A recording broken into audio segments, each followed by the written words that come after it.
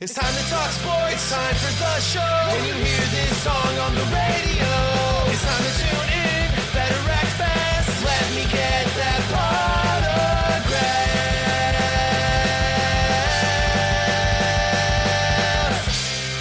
potograph. Potograph, Sports Talk Radio. Starting now. And we're back. What's up, everybody, and welcome to episode 156 of Let Me Get That Autograph.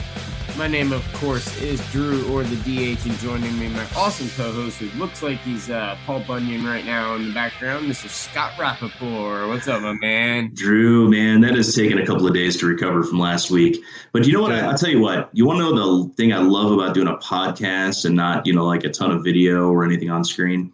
They can't see you? No, I can walk around the National, and if I don't talk, nobody's going to notice me, which means I can go off and do whatever I want. I can look at whatever I want, as long as I don't open my mouth. Yeah, until I start doing clips, video clips, and people get to know your face, because that's what I started doing. And the amount of people, which we'll get into all this, guys. Welcome to the show. We've got a great show for you today.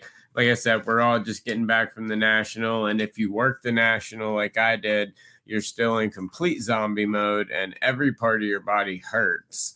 But hopefully everyone made it home healthy and safe. I know a lot of people ended up getting a little sick, getting the Rona, which I think was expected. But I hope you guys, if any of you are listening, I hope everything's all right. But the National, man, we're going to dive right into that first, guys. We got a jam-packed episode, but there's nothing else you can talk about except for the National. And no, I'm going to put a picture up later just to prove that me and Scott were together.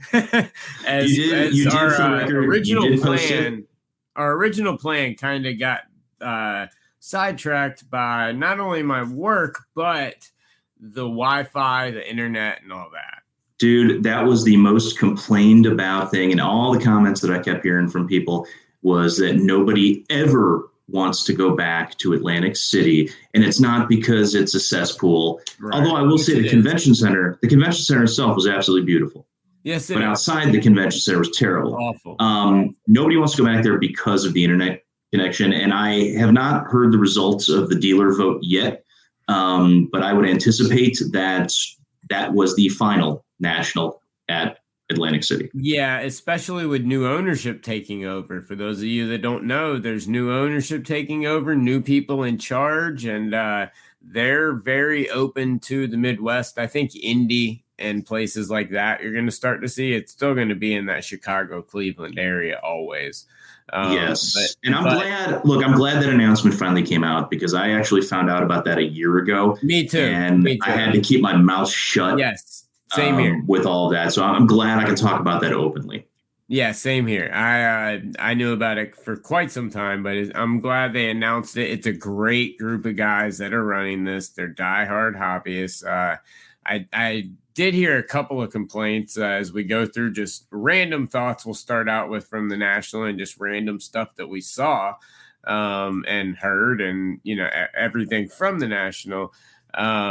There is going to be, during the dealer booth auction, they announced that there was going to be a major corporate presence next year, like there wasn't this year. Freaking Whatnot had a damn aisle. But, I mean, they said there's going to be more of a corporate presence, and they're going to be reducing dealer booths. So priority one, a lot of dealers that came in there thinking, okay, I did exactly what you asked, I'm going to get a table. They didn't get a table. And so next year, it's going to be even more corporate than this year, which I thought. But I think but here's the thing. That is the decision of the management company, the current one that has one more year left on the agreement. Exactly. Yes. So what I'm thinking is they're making more money off the corporate booths than they are off the dealer booths. And they want to maximize their revenue for that final year that they have the show. Yeah. And they are going to add more corporate space to it. So for the dealers that are disappointed and all that kind of stuff, fret not. I have a feeling that the new management company, which, by the way, they're the same guys that do the Chantilly show in Virginia. Yes. Which has historically been a great show. One of the best shows on the East Coast every year. Oh, hands down. But it's well managed. It's well produced. It's well maintained. The National will be in good hands. Yes. Going forward. So that don't be concerned about that. But I've got a feeling that for those of you that are kind of getting screwed next year by lack of dealer space in favor of corporate space, that will probably change come 2024. The only thing I hope is if it does change, they need to not dock them a year for not being able to go because of a rule they made. Because, if you miss a year, you go back to the beginning of the line. So these people are basically being told you're screwed, but they applied. If they go back to it, I just hope these guys get their tables, because priority one was a lot of really great people that were building something good in the hobby, kind of the new era, because they aren't old enough. Some of them aren't even 30 to have gone to most of the nationals. So 30, I'm seeing guys in their early 20s that are set up. I'm seeing, who's that kid in the suit? Dropping. Oh, dude, that kid was a baller. Every day he dressed up in the coolest suits. He was the coolest kid. Well, that's his thing. That's his trademark, is the suits. But the kid is the baller. But the kid's he's 14 years old, maybe 14. Maybe. And he's dropping 12. And the kid's dropping, 15, 20 grand on purchases and things like that. Seriously. Yes. And that's one awesome, speaking of kids, that's one awesome thing I saw, man. The amount of kids this week, and not just that were dragged along with their dad.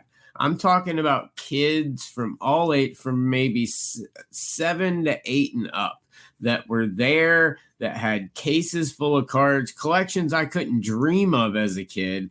And they were so savvy with comps and making deals. I made a couple of trades with some kids. Like, these kids are so educated, even at 9, 10 years old. It blew my mind, and it made me so happy. And I'm so glad it's on video, because people always say, oh, there's no kids in the hobby nowadays, blah, blah, blah.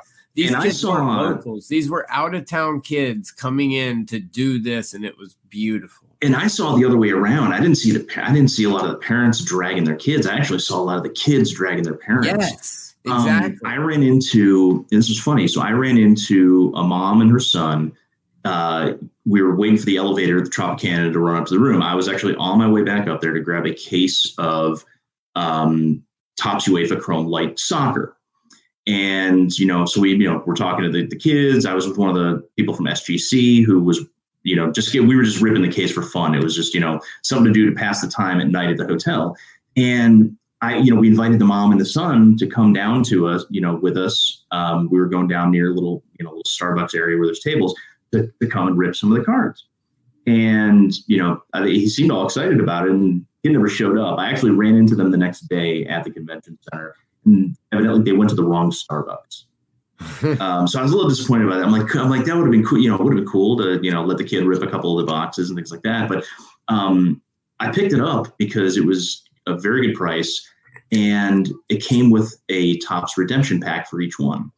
These things were selling, the redemption packs themselves were selling for $80 a pop. Yeah. But the boxes of UEFA Light were, I think I got them for like 86. Yeah. So you basically sell the pack and you got a free box. Well, exactly. Now I ripped the pack. All the packs, because that's just me. I saw the cards. I know you ripped the packs. No, exactly. But it's like for an extra $6 a box, or per pack or whatever, you can have a case of UEFA Chrome Light. Right. That's a no-brainer decision right there. And I don't know why. And there were those, and they were across the board, man. There were so many good deals at this national. Some booths were crazy overpriced, but oh my God, were there some deals to be had. And some of the best deals, this blew my mind, were from Dave and Adams, Blowout, places like that. Dave and Adams is where I got the case. And normally I don't. Normally I would go to Blowout, or my normal dealer in Chicago wasn't there. Yeah, Chicagoland. Yeah, exactly. And I would normally go to them, for the case. But Dave and Adams had the best price. I went to Dave and Adams, and there was no line. There was no line at Topps. It was insane. Yeah. Like in years past, I've seen 3+ hour lines to get these redemption packs. And there was fire coming out of this stuff. Yeah. It was absolutely crazy. And, and that was one of those things. But dude, you have a ton of crazy stories that came out of this. But before we get to that, there's some news that we're going to have coming up in the next couple of weeks. Obviously, there was a lot of stuff that was going on. The biggest thing that people were kind of, harping on at some point was Beckett announced that they're doing a little rebranding. Yeah. And the funny thing is they put up these new slabs, and all of a sudden everyone out. Everybody got completely and utterly, everybody crapped on them. It was just the way it is. So what happened was afterwards they came out and said, "Oh no, these are just concepts. We're just testing the market." Which I don't think is true whatsoever. No, I'm wondering if that's the case. But no, to find out, there's no way in hell that's true. It was on their national display. No, but Drew, but here's the thing: we're going to be able to find out firsthand because either next week or the week after. I had a really good conversation with Jeremy Murray, president of Beckett. I've known Jeremy for 15 some odd years. Yeah, Jeremy's great. And he's going to be coming on the show with us in the next couple of weeks, either next week or the week after, to talk about the rebranding. And we're going to get a chance to ask him all of those questions. And in addition to that, you also, I'd rather give you credit. While I was working, you were busting your ass, getting a lot of stuff done for the show. In addition to him, the next couple weeks in general are going to be massive. Tell him So I had a conversation with Kevin from PSA, and we talked a little bit about their decision to grade the star cards. So he agreed to come on with us. So we're getting that scheduled. Talked to a couple of the guys at Heritage, specifically about that Babe Ruth auction. And let me tell you guys, this card, the pictures that they put up there do not do this thing justice. No. Seeing it in person, it was a magical experience. And it's in better shape than I see cards coming out of factories now in. It's insane. Yes. It is it is one of the craziest things you will ever see. I am so glad that, even if I had gone and, just seen that one thing and left, I would have left that show satisfied. Yeah. But we're going to have, we've got, I think it's Doug, I'm drawing a blank on his name now and I feel bad about it. But he'll be coming on after the auction is done because we want to talk about, the final numbers and things like that. So there's 3 weeks left in it. It's already with the buyer's premium included. Bids are already over the existing record sale price for a sports card. So that no matter where it ends, if it ends today, if it ends, over 10, which I think it will, it has already broken the records, and that is an awesome thing to see. Yeah. But just the stuff that that we saw, it was great walking around, getting a chance to catch up with a lot of people, and it was amazing. So I had never met Kevin from SGC or from PSA before, I was about to say. And it was weird because I was over I ran into him at the Legends booth, Lou Brown's place. Lou's a good friend of mine. He introduced me, and the minute I opened my mouth and started talking. He knew exactly who I was. Yes, that happens to me all the time because my voice is so distinct like yours is. Exactly, and it actually happened to me yesterday. I was actually going to be, as I'm on vacation this week, I'm at the house in Michigan, and my original plan was not to record from the house. It was, I'm going to go, head over to the shops at Moco, and, ran into them, and I had been in there before, so I'm out here about once a year. And he recognized the voice from podcasts. It's like, that's part of the reason I bring it up. It's like, all right, great. I can walk around and be completely anonymous and not have to doing those video promos of us recording. Yeah, I know. But it goes back to a conversation I had last year with Steve Grad, where he was all for wearing the mask last year because it allowed him to walk around the National without, being bothered and just look at different things and, kind of see what he wanted to see. But we started doing the video promos, and then next year, obviously in Chicago, it's my hometown. Everybody for the most part knows who I am there anyway, so that I won't get that anonymity like I did in Atlantic City. But so you have, so that takes care of the news and all that fun stuff. So you got some crazy stories though. Oh man, that you came across. So let's hear what happened to you. Right. Well, there was a lot. I mean, nothing really happened to me outside of or what you heard, I should say. Yeah. There's a lot of stuff that I heard firsthand from the people it happened to, and it was quite interesting. So one of the scariest part was but people that I know actually lost somebody for 3 days, and they had no phone, wallet, or keys, and they were seen getting into a cab. That was pretty terrifying in terms of all of that. But they were found. Everything's okay, so it's all good. They were young kids, so it was a little worrisome. It was wild, man. There were some very interesting stuff I heard, and I did get a really funny story. A guy goes, I hear him. He's got an Australian accent. Sorry, bud, I'm blanking your name. I know you listen every week, and I know you're listening to this show. But and it was great meeting you. But I'm just blanking on your name, brother. But I just hear Drew in an Australian accent, and I turn around and I talk to him for a little bit, and he says, I don't know if you remember me, but about 2 weeks ago on that burning card thing on Instagram, I said something and you lit into me. He's like, so I went back at you. He goes, so I went back at you, and then I looked at the profile and saw who it was, and I was like, oh fuck, that's the guy I listen to every week. Now I feel like shit. And so he wrote me an Instagram apology, and I didn't see it because we've never spoken before. So I didn't see it yet before I saw him. So I just thought it was funny they flew from Australia and gave me an apology for no reason, but gave me an apology like weeks later. Well, but the cool thing is you can say that the dude flew all the way from Australia just to apologize in person.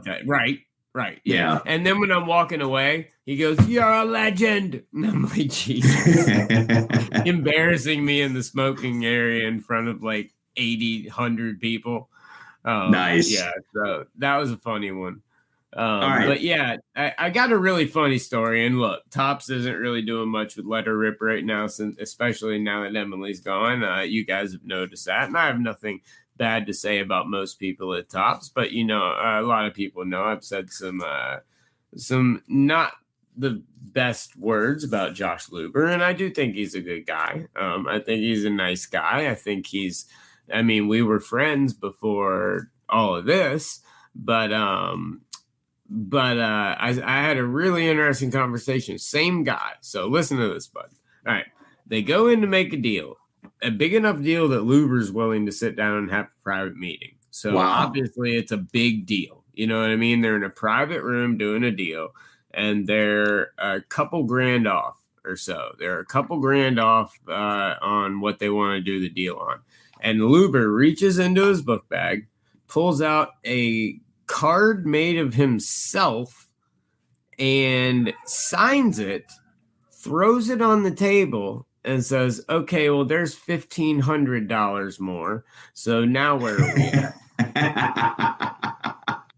Are you fucking kidding me? Well, here's the thing. I'm not entirely sure a Luber card would go for that much, but I do know. God, no. I had a meeting with Gary Vee back at the 2019 National, and just for Gary fun. Vee's different. Well, no, but that's the thing. I had him sign my his Allen and Ginter card, and I guess those things are going for like $300 right now. But it's a little bit different story. That's People Gary Vee. This is Josh Luber, the dude that loses more of his power. By the time the show's over, he will have lost part of what he does at Tops. They're slowly inching him out. It's obvious. Sorry, Luber. I know you're going to hear it and get pissed, but it is what it is. They've taken away so much. They've pushed. The people that even were promoting Zero Cool and V Friends wasn't Luber. And no. I'm telling you, man, like it's those positions and that stuff he's doing is going down. They're just doing it quietly because he has a contract and they're in the initial year. Just watch what happens in the year. But anyway, I thought that was the most ridiculously funny story I heard all weekend was that I mean, yeah, okay, you can call it a power move, but it's a power move if you're Gary V. If Gary V flops it on the table and taking it, I'm like, hell yeah, dude, that's freaking awesome. Can I get another? Be like, dude, you signed 5, I'll take $1,000 off. You know, like, well, he was signing stuff. If you had bought that, you know, they put him all the way in the back. And I kind of know why they did it. And it was great because you could talk to him. Exactly. But I could have walked up there with another card and he would have signed it for me for free. Easily. I saw him doing it. I was talking to him for a few minutes and it's like, I got an autograph. Exactly. I'm not an autograph chaser. It's just not my thing. I did it, a couple years ago as a joke.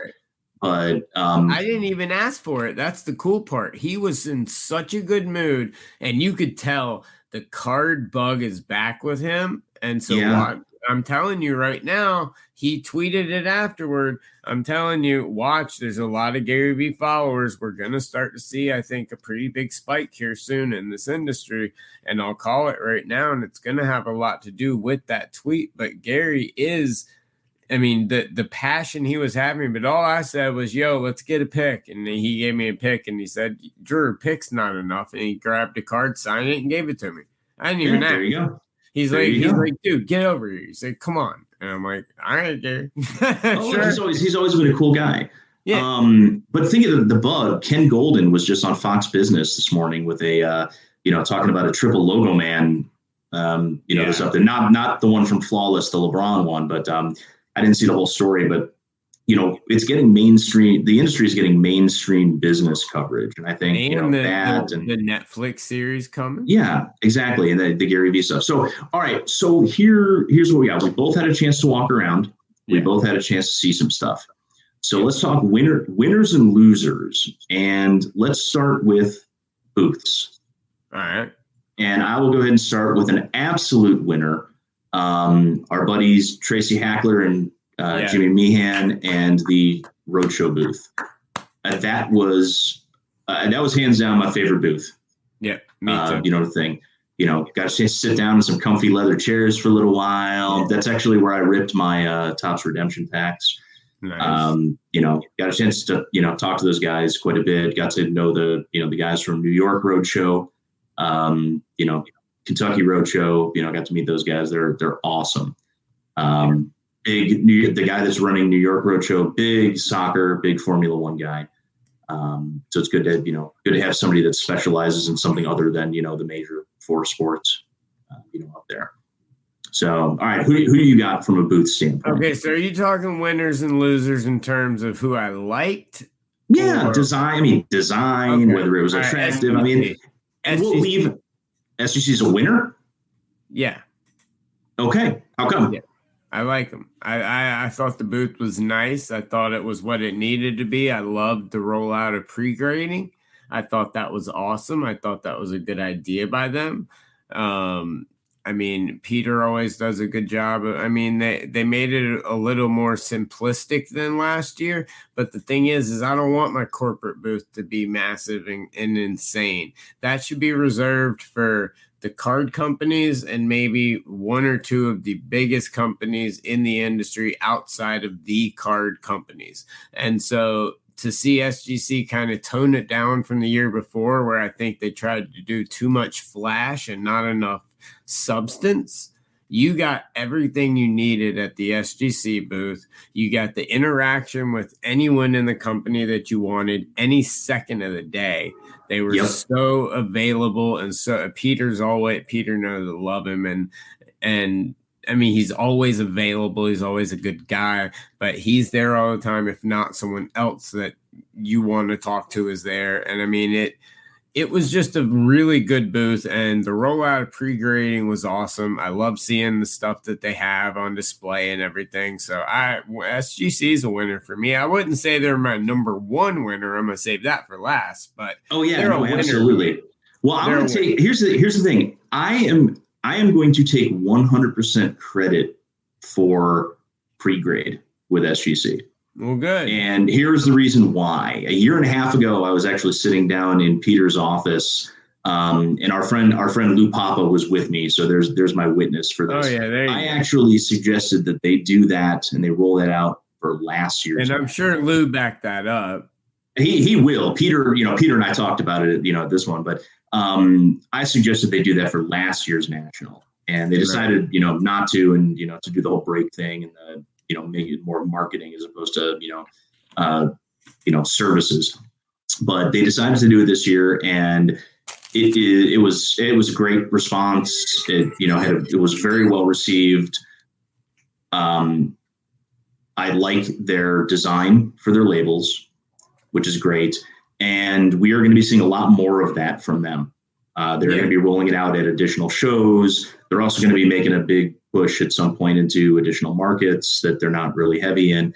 And I'm just really excited to see that come out from them. Now, I did hear a rumor that there are two grading companies that are looking to start working together and may end up merging. I don't know exactly who those two grading companies are. I know one for a fact, but I don't know the other. And so I'm going to wait till I know both until I do tease it. But I was told by someone that would not tell me this if he didn't believe it, but there's two grading companies that could end up working together. So it'd be interesting to see. Now, is one or both of these considered within like the big four? Yes. Okay.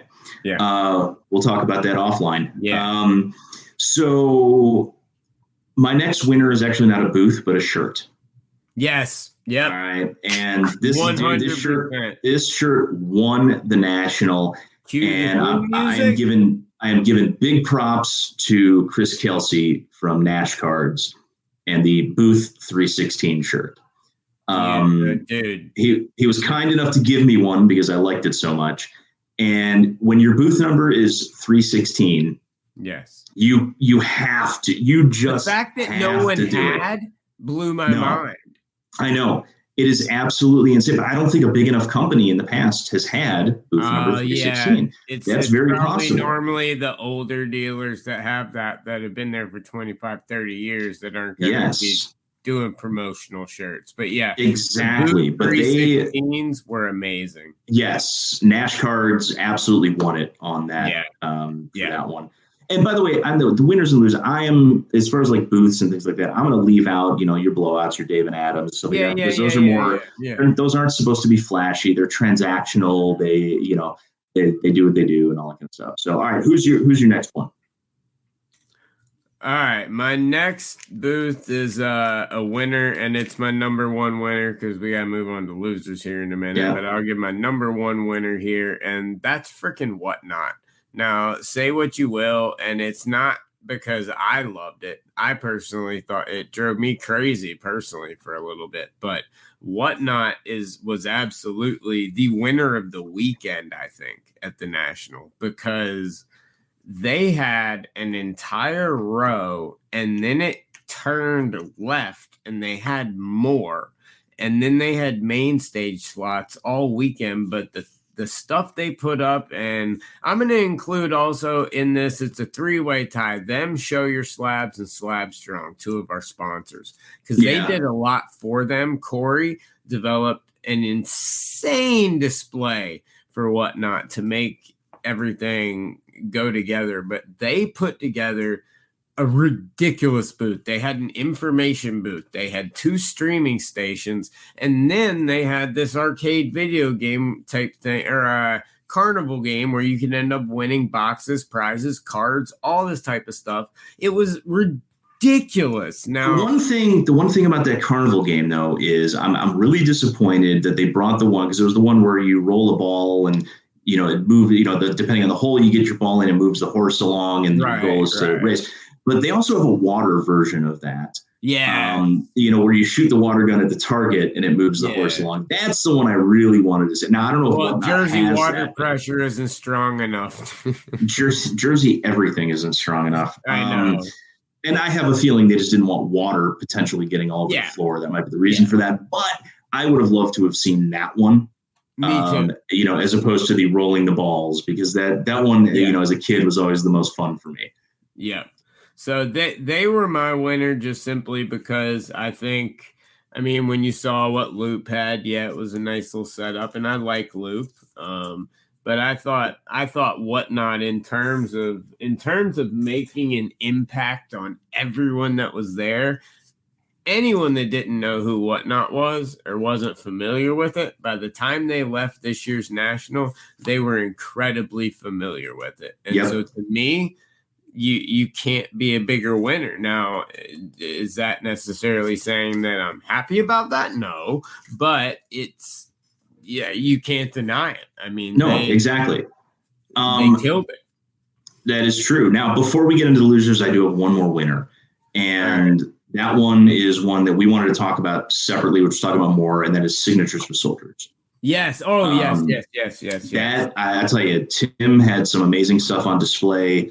And from what I heard, so many donations there. Thank you all so much. If any of you donated or bid, he came by and told me the numbers were insane and the amount of donations was just astronomical. So if any of y'all did that, thank you very much. We put out a challenge to all of you guys in the episode before the national that we wanted to double the number of donations this year that they received last year, and I believe they did hit that double number. They did. So thank you guys. Everybody who stepped up to that. Everybody who bid on the auction on Pristine. I tell you that slab case that they put the Pat Tillman in was absolutely just amazing. And Tim, the other Tim from Slab Strong did an absolutely amazing job, with the presentation on that thing too. So whoever won that, thank you for that really high bid.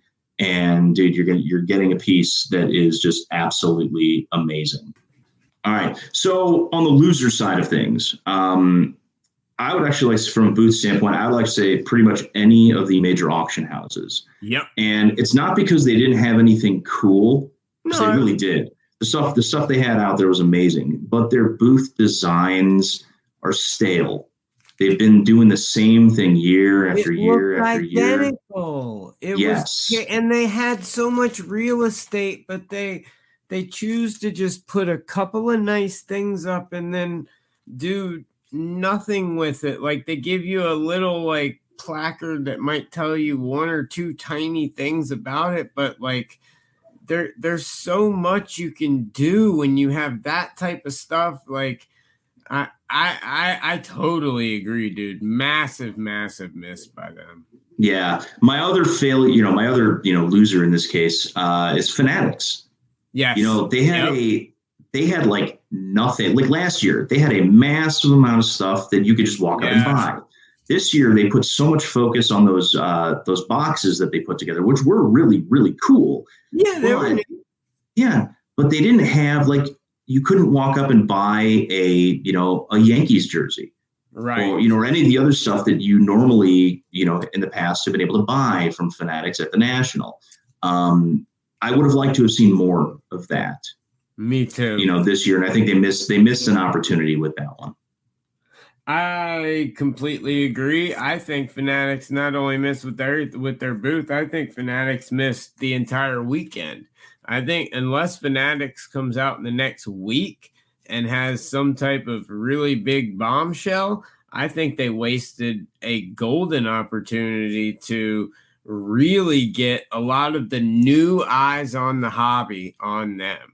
If they don't come out with something by the time we record next week, I'll go out on a limb and say it. If they don't have a big announcement by the time the next episode comes around. Hey, Drew, just come out and say it. Big announcement equals them buying Panini. Not only that, the other stuff. I don't think the Panini thing's close. But I think it'll happen, but I don't think the Panini thing's close because I think they look at it as, all right, well, Panini's pushing their other brands hard. They're pushing out the products with the licenses they have. We'll let them dilute the licenses and get them cheaper. So, and then they'll only sell off the trading card aspect of it and still make hundreds of millions off stickers. I mean, but they won't, because Topps is taking over the World Cup sticker market in a couple of years. They already got that contract. So it's not like, they're going to have to sell stickers. They might sell the whole company, but my point is, is that if they don't make a massive announcement of some kind, and it doesn't have to be buying Panini, but it's got to be something huge in terms of where they're going in the hobby and when we can expect to see stuff, like maybe start to say, okay, the first cards are coming out here, this is what they're going to be, some big announcements, things like that. Unless you do something huge, but by this time next week, you were the biggest failure there because you made no footprint. Literally, you could walk the floor and ignore Fanatics, and that's insane. Like that's insane. The only plus I saw with Fanatics was the Zero Cool section of their booth. That was awesome. With the Stranger Things. We break some of it over at Vintage Breaks. We had to open some of it, and it was really cool. Yeah, which wasn't bad. Yeah. All right. So a loser for me, you already hit one of them, but that was my second one. But my other loser of the week, I'd say, was just in general. I would say any of the high end booths, because what I was noticing was the lower end stuff to maybe $1,000, $2,000 flying. I saw more deals on that stuff, and there were such good deals on cards under $1,000-$2,000. It wasn't even funny. But when you got to the bigger stuff, insanely overpriced, and I didn't see much of it move because I went back the last day to see if the big stuff was there, and it was still there. And so the winners to me are the guys that went in with I'm not going after everyone's holy grail. I'm going after some nice ass cards, and I'm going to sell them, because I think those guys were the true winners of the weekend, or winners of the weekend. And the guys with the big stuff, they're the true losers of the weekend in terms of dealers. Yeah, I would agree with that. I saw one big card, and I say big, it wasn't even really that big. It was a $6,500 sale on a PSA 8. Oh yeah, I saw some big ones, but not like normal. A lot of that had to do with internet, I know, but Yeah, that was it. That was another big loser, was AT&T, Verizon, and whoever provided the Wi-Fi infrastructure at the convention center. Yeah. Huge losers for you guys. Go. So, all right. So that kind of covers everything for the National. Yeah, it was a fun one. I loved it. Thanks everyone who came out and said, hey, it's always so much fun to get recognized by your voice. I met so many new listeners that I did not know and have not spoken to, that had just told me that they listen to the show and love what we do. So thank you guys so much. You guys you don't understand how much it means to us when you come tell us that we've helped you with anything in the hobby, whether it be just, hey, I didn't know about that Star Jordan card, which a lot of you reached out and said, that stuff means a lot, because that's what we're here to do. And that's what I want to always be here to do, is to educate you, to tell you what's going on, and to give our opinions. And I'm grateful every single day when I look at our numbers and I see that you guys like what we're putting out there. So it means a lot to me. But yeah, once again, just guys, thank you so much. It was an absolutely happy ending to the National. And speaking, Scott, of happy endings, Deshaun Watson in the news. Deshaun Watson, indeed, Drew. Man, this is one of those things that never ends. Dude. So Monday he came down and was given a 6-game suspension, no fine. And now we have the league that has decided to appeal. No, that's what's funny to me. They hire an independent arbitrator. They hire someone that they say they trust and that they're going to accept the decision of. She makes the decision. She goes through everything. She gives them 6, and then the league appeals. It's ridiculous. Now, but here's what gets me about the league appeal. And Ian Rappaport broke this yesterday. No relation that I know of. The process of the appeal is the league files the appeal, or the Players Association file the appeal too. But they said before the ruling came out that we're not going to appeal. this is what I don't understand. This is like you get arrested and you go to trial and the jury comes back with a verdict, but the prosecutor doesn't like the verdict. So instead of appealing to another independent court, they would appeal to their boss, the district attorney, who would now have the final say. So where is the fairness in this? And this is written into the collective bargaining agreement. How on earth did the union agree to this provision in the collective bargaining agreement? I know. There's no way that Roger Goodell should have the final say on this. And the NFLPA. And I'm shocked that the Players Association and everyone voted to allow to have it because they have so many problems with the suspensions in the past. Exactly. And that's the biggest issue I have with this whole thing. Now, I'm okay with an appeals process if you don't like it, but there's no way in hell that it should be Roger Goodell who is making the decision on this. This should be going to somebody completely independent. In all other sports, especially like Olympics with performance enhancing drugs and things like that, any appeals to rulings goes to the Court of Arbitration of Sport. Right. Now, whether or not the NFL wants to use that, that would be fine with me. But there really should be some sort of independent panel that they can go to instead of Roger Goodell having the final say. Right. So now he may wind up getting more than the 6 games. They want a year or an indefinite with a minimum year and a big fine and things like that. Look, I know people are going to say, yeah, he had all these accusers, blah, blah, blah, yada, yada, yada. He should be suspended, etc. It's not the same as all these other guys. These people chose to settle their stuff. They had a chance they wanted to make a big deal, take it to court. They got their money. They settled. It's over with. It wasn't technically, I don't know. I'm not going to get into the semantics of it, but I mean, come on. 6-game precedent has been set before.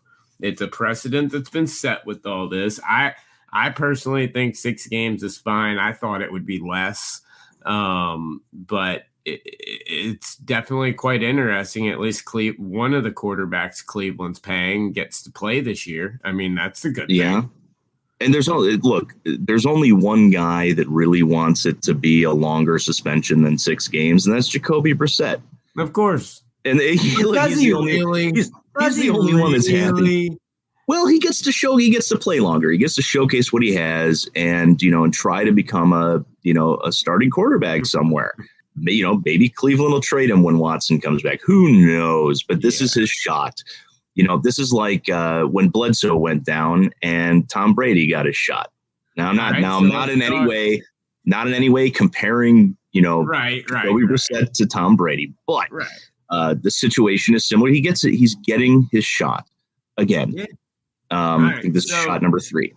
Okay, so he's got shot number 3 now, and earlier in the show I talked about my funny Luber story about how he signed the card, threw it down on the table, and said it was worth $1,500. That deal that they were making was on a Deshaun Watson Prism Rainbow, all graded to 10, all the way down to a 1 of 1.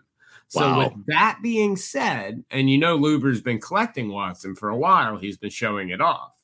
So with that said, let's move to the card aspect of everything. As everyone's seen through ESPN, they've seen everything in their mother regarding these accusations. But on the card side of things, how do you think this is going to affect Watson? Because I'll tell you one thing, there was a lot of people at the National looking for him. And I mean, Luber took a private meeting to buy a collection. So obviously there's a lot of people that are still very interested in his card market. What do you see from him and his market when he ultimately comes back? Well, before I give you my answer, I don't think you ever mentioned earlier whether or not that deal went through.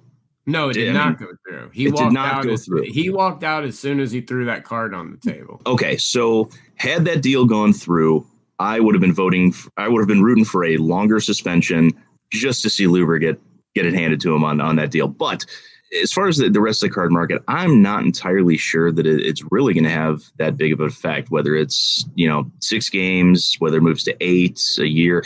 I think it's not, I think Watson will come back, and I think the card market is going to be exactly where it was before, assuming that when he comes back, that he plays to the level that he has been known to play, before. Yeah.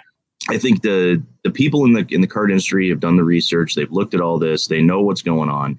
And I don't think they're going to hold it against him, especially, and even though he's settled, it does seem kind of like a he said, she said. This isn't like a Ray Rice thing. This isn't Darius Geis. This isn't, Henry Ruggs, kind of situation. It's one of those things where you got a happy ending. Yeah, you're going to have 25 media times. white knights that want to vilify him forever and talk him down. But I think the overall card market, like you said, if he performs, I don't see any reason why his cards aren't going to go through the roof. Honestly, like to me, I'm gonna just be straight up right now. As soon as I saw 6-game suspension, I went and bought 2 Watson cards. Yeah, and look, and there's nothing. I don't think there's anything wrong with it. They're cheap. They're cheap, and the upside, phenomenal. Yeah, exactly. And the only concern I have is his ability to get Cleveland to the postseason. Yeah, and that's the biggest issue. If he was playing with any other team, if he had gone to Minnesota or Baltimore, well, I wouldn't say Baltimore because that wouldn't be a really an option, but Indianapolis, any place where a quarterback can thrive, and we know they can thrive. I wouldn't have seen an issue with it, but my biggest concern is the fact that he's in Cleveland and whether or not the Browns are going to, kind of fall back in their old ways and not give him the tools that he needs to succeed. That's going to be the issue. But as long as he plays well. Breaking news right here, actually. Breaking news. We like breaking news. It looks like that the NFL is hearing and looking for a possible indefinite suspension and that they may be pushing for an indefinite suspension with their appeal. So, and that was something that, was a possibility. There was talk yesterday of indefinite, and this was only speculation as of yesterday, but there was talk of an indefinite suspension with a minimum of 1 year, possibly longer, which means he'd have to apply for reinstatement. Yes. Very similar to, who was it, Josh Gibson and his, his drug suspensions over and over again. It would be something similar to that where they'd give him a year and then, he'd have to beg to come back. And I still think he's a buy no matter what, honestly. I agree. At his range, at his price point, he's a buy all day long. I think he ends up ultimately with 6. I don't think they do indefinite. There's too many precedents set. Like you said, it was just a happy ending. Kraft seems to be doing all right. A lot of different things involved, but I don't see indefinite coming, but I see his card market exploding, but at least we finally got an answer, and at least Cleveland can finally figure out which quarterbacks they're paying that are playing on their team. Yeah. And frankly, I wish this whole thing had come back last Monday, because that way, we would have seen the reaction at the National as far as pricing and things like that. But either way, we know kind of where it's going to be, but we also know that there's probably going to be another couple of weeks at a minimum of Watson prices being down. Go buy. It's time to go buy. Yeah, absolutely. And Luber, that deal with Luber being about Watson, had this come out and it had been a 6-game suspension, maybe he didn't have to throw that stupid card on the table. He might have taken the deal, At that time, he had no clue what was going on. But Watson, definitely a buy. Definitely someone I recommend snagging on the way down because, A, you got nothing to lose. Stop sticking your money in crazy people like Matt Corral and throw them in some of these guys that might have a chance here in the future. Or what's his name? The third stringer from Minnesota that people are spending $6,000 on RPAs. Anyone. Yeah, it's just like, seriously, guys, go buy a Brady rookie for that kind of money. Yes, please. Stop wasting your money now, unless, of course, these sales are, straight up money laundering or something like that. In which case, go on, continue. Yeah, get your bag, bud. Yeah. Yeah. But yeah, there's no reason for some of these prices. So no, there's absolutely no reason for some of these prices. No. But Drew, I am going to say I just want to tease this again for, the next couple of weeks. We have some amazing stuff coming up in the next couple of weeks. We're going to have some amazing guests on. We're going to be talking about, some things that were announced at the National, slightly before the National. We're going to get in depth and get some more details on a lot of this stuff, including the Beckett announcements and the rebranding. Yeah. We're also going to be talking about PSA's decision to grade the star cards a little bit more in depth. Hopefully with PSA. With PSA, and that's the key right there. We can speculate all we want, but let's get some answers directly from the horse's mouth. We're going to make that happen in the next couple of weeks as well.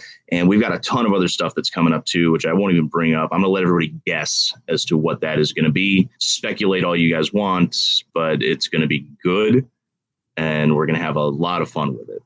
Yeah, guys, just know that my man Scott here, while I was stuck behind a booth, was making some major moves, and we have a lineup coming to you guys in the next month and a half, might even take up 2 months with all the ones that we got, of just absolutely incredible guests coming on the show from all walks of the hobby. Like Scott said, PSA, bunch of others. It's going to be an awesome show, and it's going to be a lot of awesome information that you are not going to want to miss. But, Scott, I think that wraps up our NSCC coverage. What do you think? I think that is a great place to wrap things up, Drew. We have a lot of other things that we wanted to talk about this week, but we'll save those for future weeks when I'm not on vacation and I'm not recording poolside. I'm jealous of the poolside. I know. Well, I got the lake. If you look in the other direction, on the other side of the houses is Lake Michigan. Oh, I look behind me. Whoops. Yeah, no. Drew actually turned around and looked behind him like, oh wait, no, dude, that's there's a lake. But yeah, I got Lake Michigan on the other side, which you can't see from here. But it's been a good week for me. I will be back on Saturday. And for some unknown reason, I have been talked into becoming a soccer referee. There you go. So I'll be talking about my experiences with that in future weeks. I can't wait to hear how many parents yell at you. Oh, I cannot wait to give out red cards left and right. It's going to be so much fun. Oh, that'd be me. I wouldn't have a yellow. Nah, red, bro. Nah, red. Yeah, I'm not carrying. Typically, you carry 2 cards, a yellow and a red. I'm going to carry 2 cards, a red and a red. Red, yes. So, but that is going to do it for this week. Drew, go ahead and give a thanks to our awesome sponsors, which we also had a great opportunity to actually hang out with in person last week. Yes. It's always lovely when you get to see those guys. You know what I mean? Like all of our awesome sponsors, which guys are, of course, Show Your Slabs, Slab Strong, Vintage Breaks, Vanity Slabs, and Card Ladder. A bunch of awesome sponsors. We could not do the show without you guys. We actually got a couple new sponsors coming in here soon. We'll be talking about that later. But guys, that is going to wrap up episode 156, our NSCC review. Hopefully you guys heard some cool stories, got a little gist of what the National is about. Seems like every time you get back from the National, you got to do a recap show. You got to recap what you did and everything, and that's very much what this is. But guys, we will be back next week with an absolutely incredible guest lineup. So until then, Scott, my man, it was great to see you in person. Oh, I know. We've got to do this more often. I know. Got to do it a lot more often. But guys, till next week, you know the deal. Keep ripping those packs, pulling those hits. We'll talk to you then. Peace.